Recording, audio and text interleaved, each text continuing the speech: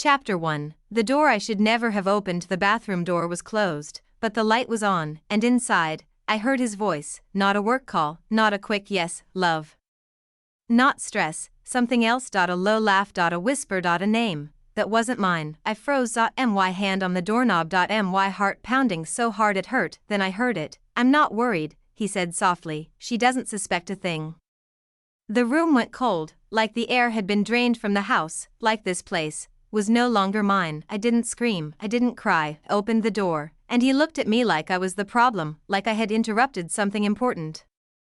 Like I didn't belong there. In that second, I understood something terrifying. This wasn't just a lie, it was a whole life hidden from me. Before that night, I was the calm wife. The one who trusted, the one who didn't check phones, the one who believed love meant patience. I married Daniel 4 years earlier. It wasn't a fairy tale, it was real life. A small house, shared routines, quiet dreams. Wasn't perfect. Neither was I, but he used to hold me from behind while I cooked, kiss my neck when I was tired, tell me everything would be okay. Believed him, didn't know what was already growing between us. Because the real conflict didn't start with another woman, it started with his mother. The first time I met Elena, she smiled, but it wasn't a warm smile. It was polite, measured. She looked me up and down and said, "Daniel has always been very special. Hope you can keep up." I laughed nervously. I thought she was joking. She wasn't. From that moment on, she was everywhere. My clothes weren't right. My food wasn't good enough. My tone was too much. If Daniel was tired, it was my fault. If Daniel was quiet, it was my fault. And if Daniel pulled away, it was definitely my fault. The worst part wasn't her. The worst part was Daniel never stopping her. He'd say things like, "That's just how she is. Don't take it personally. Do it for me." And I did. I swallowed things I shouldn't have for peace, for marriage, for love. When we moved, I thought things would change. New space, distance. A fresh start. But Elena kept showing up with food, with concern, with excuses, and Daniel always opened the door, like it was her house. I started feeling small, invisible, like a guest in my own life. Then I got pregnant. It wasn't planned, but I wanted it. I was scared, but hopeful.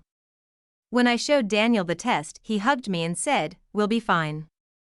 I wanted to believe him. Elena didn't celebrate. She stared at me and asked, "Are you sure it's Daniel's?"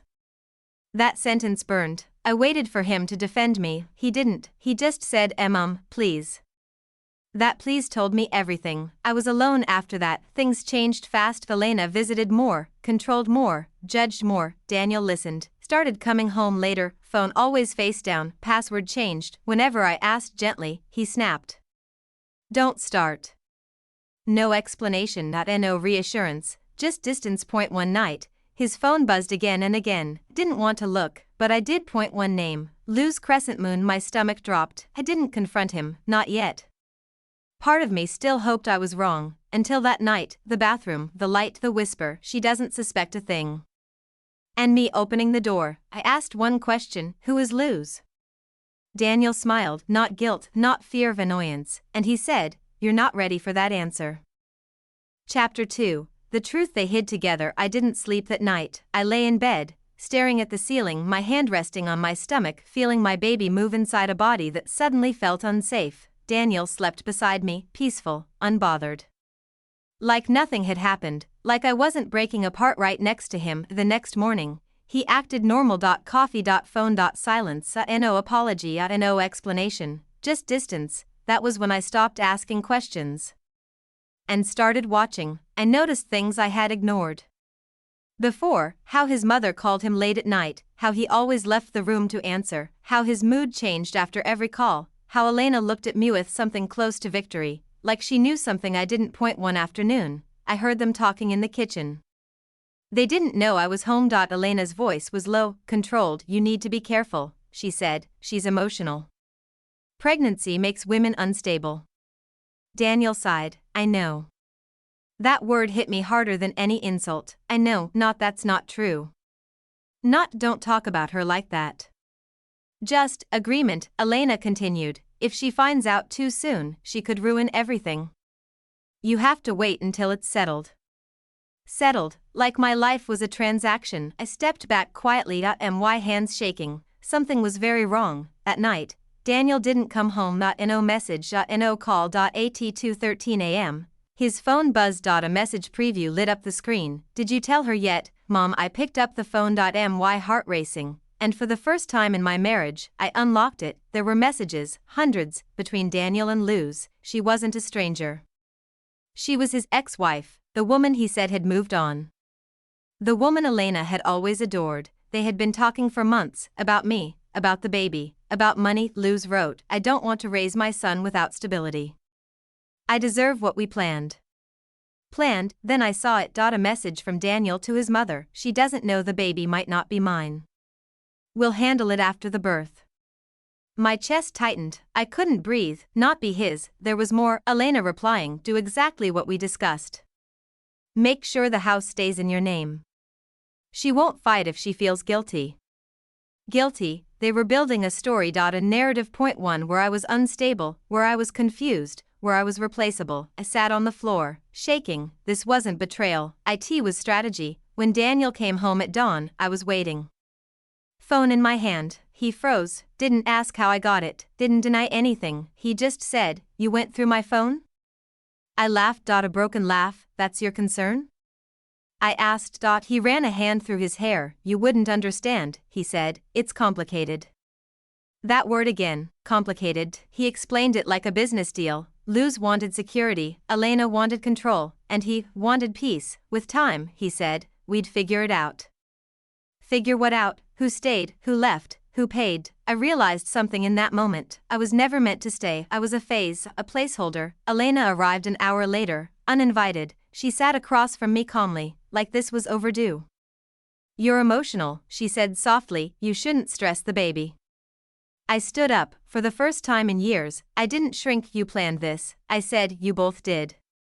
She smiled. Life requires choices, she replied. Daniel chose what was best. Best, not right, not fair. Best. Daniel looked at the floor, and that's when I knew I wasn't fighting for my marriage. I was fighting to survive it. That night, I packed one bag, just essentials. I looked at the house one last time, the walls I painted, the kitchen where I dreamed. I placed the phone on the table, open, unlocked, with every message visible. Then I left. No goodbye. Chapter 3. The moment they lost control. I stayed with my sister that night. I didn't cry, not at first. I stared at the wall, one hand on my stomach, counting my breathing out. For the first time in months, the silence didn't feel heavy. It felt safe. The next morning, I went to the doctor, alone. I told myself I needed facts, not fear, not their version. The nurse smiled and said, everything looks perfect. Then the doctor added something that changed everything. There's no doubt, she said, the baby is your husband's. I felt my knees weaken. They had lied, not just to me. They had built an entire plan around something that was never true. I didn't call Daniel. I called a lawyer. I showed him the messages, every word, every plan. He looked up and said, they underestimated you. That sentence stayed with me, because it was true. They thought I was weak, too emotional, too quiet. They thought I'd leave silently and disappear. They were wrong. 2 weeks later, Elena called me. Her tone was different. Careful, Daniel is worried, she said. We should talk. I agreed, not for them, for closure. We met at the house. My house. Daniel looked tired, smaller. Elena avoided my eyes, placed an envelope on the table. Inside were legal documents. DNA confirmation, evidence. I know everything, I said calmly, and now so does the court. Elena's face changed, not anger, fear. Daniel whispered, what are you doing? I looked at him. I'm ending this. They lost the house, they lost control, they lost the story they created. Daniel tried to apologize, tried to explain, tried to see our why. It didn't move me, because betrayal explainities still betrayal. Months later, I gave birth. He asked to be there. I said no. Some people don't deserve front row seats to the life they tried to destroy. Today, my child sleeps peacefully, and I finally understand something. The door I opened that night didn't break me. It saved me. Sometimes the truth doesn't cometo destroy your life. It comesto take it back, and the moment you stop begging to be chosen, is the moment you choose yourself.